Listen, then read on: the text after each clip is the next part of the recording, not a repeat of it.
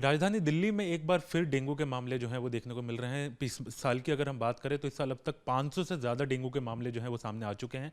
इसी के बारे में बातचीत करने के लिए हमारे साथ मौजूद हैं डॉक्टर सुरेश कुमार, एलएनजेपी अस्पताल के मेडिकल डायरेक्टर, जो हमें ये बता सकें कि किस तरीके से अभी तैयारियां जो है डेंगू से निपटने की चल रही हैं। सर, सबसे पहले डेंगू के मामले 500 से ज़्यादा इस साल आ चुके हैं, तो क्या हालात हैं इस वक्त?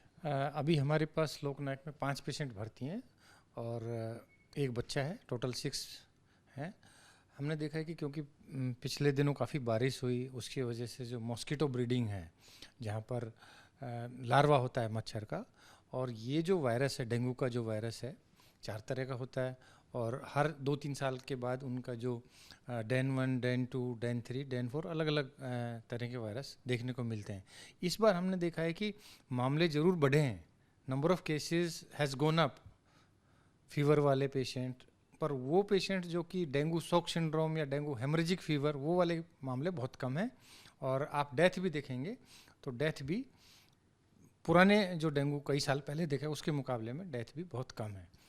अभी हमारे पास जो पेशेंट्स आ रहे हैं ज़्यादातर वही आ रहे हैं जिनको कि तेज़ बुखार है, सिर में दर्द है, और प्लेटलेट की कमी की वजह से कुछ लोगों को शरीर में हेमरेजिक स्पॉट्स देखने को मिले हैं, खास करके सर, अभी यानी कि घबराने की कोई बात नहीं है, क्योंकि जो मामले हैं जरूर बढ़े और ये उम्मीद लगाई जा सकती है कि आने वाले दिनों में कुछ बढ़ेंगे, क्योंकि पिछले हफ्ते भारी बारिश थी। हाँ, निश्चित रूप से मामले बढ़ सकते हैं, क्योंकि जब भी वाटर का स्टेग्नेशन होता है या जब भी छत पर या घर के आसपास कहीं पर भी जब भी वाटर का कलेक्शन होता है, तो वो जो मॉस्किटो है उसका ब्रीडिंग के लिए एक अनुकूल वातावरण होता है। और वो जो मच्छर होता है डेंगू का, जिसमें ये वायरस को ट्रांसमिट करता है एक व्यक्ति से दूसरे, क्योंकि वो बाइट करता है मॉस्किटो, और उसी वजह से वायरस दूसरे व्यक्ति में फैल जाता है। जैसे कि हम आउटडोर कोई है या बिना स्लीव्स के कपड़े पहन रहे हैं, या हमने देखा है कि बहुत ज़्यादा ओवर क्राउडिंग है, तो वहाँ पे ये केसेस बढ़ जाते हैं।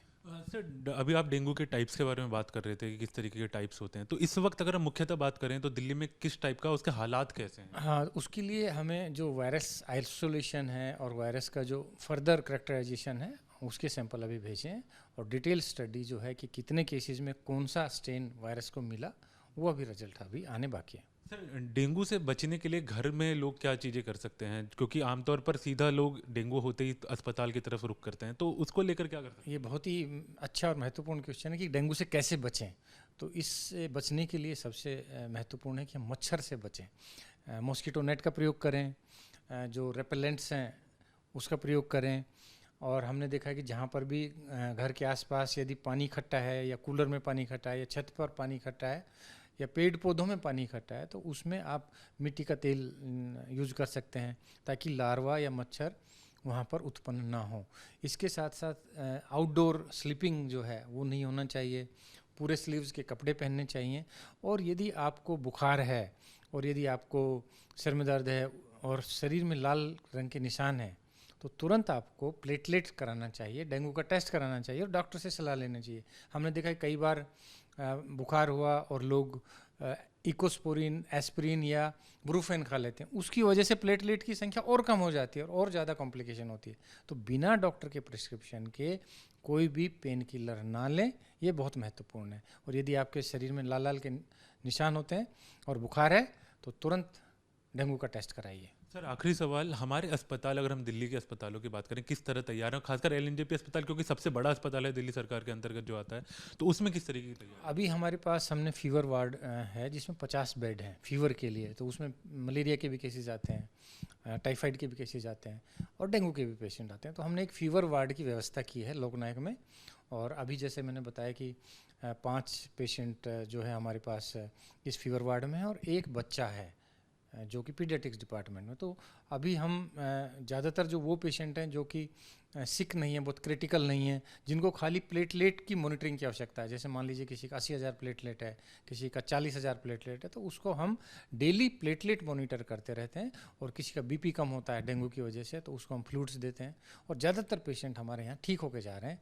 कोई भी डेथ अभी हमारे रिसेंटली नहीं हुआ है। सर, ये एक सवाल और पूछना चाहेंगे, स्वस्थ व्यक्ति की कितनी प्लेटलेट्स होती हैं?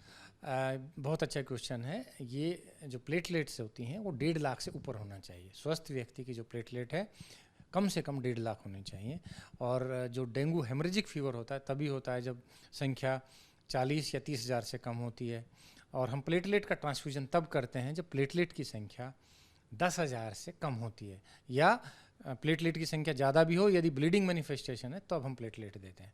पर जो नॉर्मल प्लेटलेट है हमेशा 1.5 लाख से ऊपर होना चाहिए।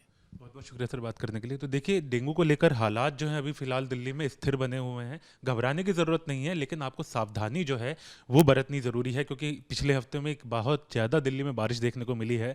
तो कहीं ना कहीं डेंगू खतरा जरूर है, लेकिन अगर आप एहतियात बरतेंगे तो डेंगू से आप बचे रहेंगे। वीडियो जर्नलिस्ट जैनेंद्र के साथ हरीश झा, न्यूज़ नेशन, दिल्ली।